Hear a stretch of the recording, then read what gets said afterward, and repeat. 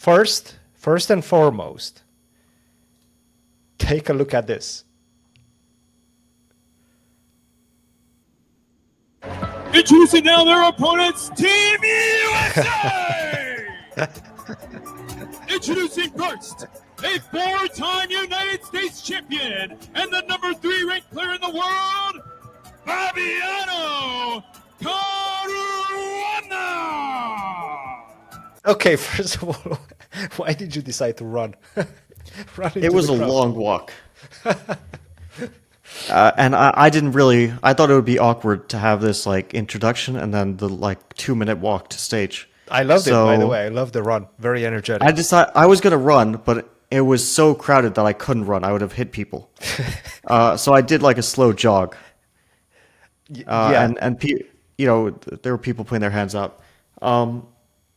It was definitely a bit different. It was a definitely unusual for a chess player, unusual moment. For security reason, I don't think this will work in the future. I think it's somewhat dangerous to allow you guys to just not have any shield between you and the But we never do, spectators. no? I mean, like, I go to, let's say, the Olympiad. What shield do I have?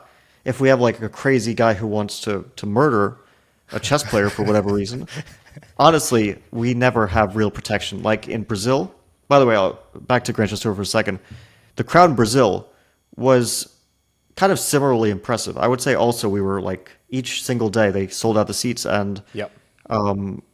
probably also looking at hundreds or potentially over 1,000 people daily for a classical event, you know, a classical game ending every single time in a draw. But that's also a bit unique to Brazil because Brazil has like very enthusiastic chess fans, and I already was aware of that. So Yeah, I think Gary mentioned it's somewhat of a sleeping giant. We haven't seen a lot of events being held in Brazil, but you know they definitely have the fan base. yeah, that's for sure. But in terms of security, of course, yeah, if you have a crazy guy, they can do whatever they want here. I mean, yeah, it's a security nightmare if that ever becomes an issue. But like we never have a protection. The assumption is that chess fans won't be that crazy, and chess players will not be a target for. But you never know. There are crazy people in the world, and chess is at least a little bit mainstream now to the point that you might encounter one of those crazies. 100%. Anyway, that's another issue. 100%. I hope that we won't have to ever consider in serious detail. But yeah, it was an impressive crowd. Good game. He's laughing. He looked at the crowd and he was smiling. And then you smile here. You sort of realize that you're winning. I thought that this moment was pretty cool to see. Obviously, Back to play. you also had a Back to huge Lane. time Sleeps. advantage. Yeah, and we're not even talking about gaming. Who were in you terms smiling of to? And look at quality- him, the he's quality laughing. of his play. He looked at the crowd and he was smiling. Parship Eric- got very excited about it. Well, of course, I knew I was winning for some time. Once I got Queen C2, I was pretty convinced I was going to win. I mean, it kind of plays itself. But I think at that moment, I just saw my sister-in-law in the crowd, and she was, she was getting very, very excited. She's also a sports fan, so Very cool. she was getting very animated. I think that's why I did. But yeah, it's also kind of a pleasant situation where you cannot not win this. Yeah. The only thing I played Queen C3 because Rook takes D5. I saw if it's should be winning, but then I win the Queen, but maybe he gets his 2 rooks to the first rank, and who knows, maybe he makes a draw there. So I think Queen C3 was really clinical. Just you can't stop F5, and that's game over. Yeah, it's the last move. It's the last move. And the thing is, I do have like one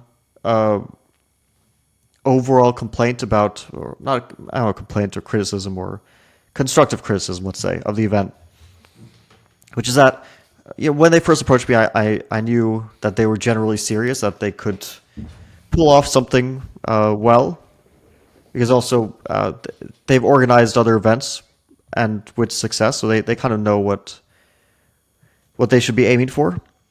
And it is an exhibition event, so the format probably didn't take too much priority. Like it's a match between USA India, and it's one game. Each match is worth 1 point. the issue, which I mentioned to them before, is what if someone just sweeps the first three matches? Then you kind of you don't have anything on the line for the last Yeah, two. good point. Good point. Well, And which was the case. I didn't really expect it to happen, but it did happen that we swept the first three matches, and especially when you have the final matches between Gukesh and Hikaru, and for many, if not most people, it's going to be the main draw. Just being realistic, you don't really want to have a situation where where they're not really playing for anything concrete, anything tangible. I think luckily, because people were just there to see a good show, it was still enjoyable. The final two matches were still enjoyable, and that happened to be the best matches from an interest point of view. Like the my match against Arjun was kind of one-sided in some ways, at least towards the end. Carissa versus Divya was one-sided from the very beginning. Ethan Vass versus Tani, which That Tani was a won. very tense game. That was a very good game. Yes, yes. But the only enjoyed ones that. which went to overtime, went to faster time controls, were Levy, Cigar, Hikaru, Gukesh. When the match was and- already over. Yeah, and the last match, Hikaru Gukesh went to Bullet. It was the most tense match of any. And unfortunately, the match was decided at that point. So it was, I think, a sort of foreseeable issue in the format, which if we continue, and I think there's supposed to be a rematch, India will get white pieces in every game and it will be played on their home territory and so on.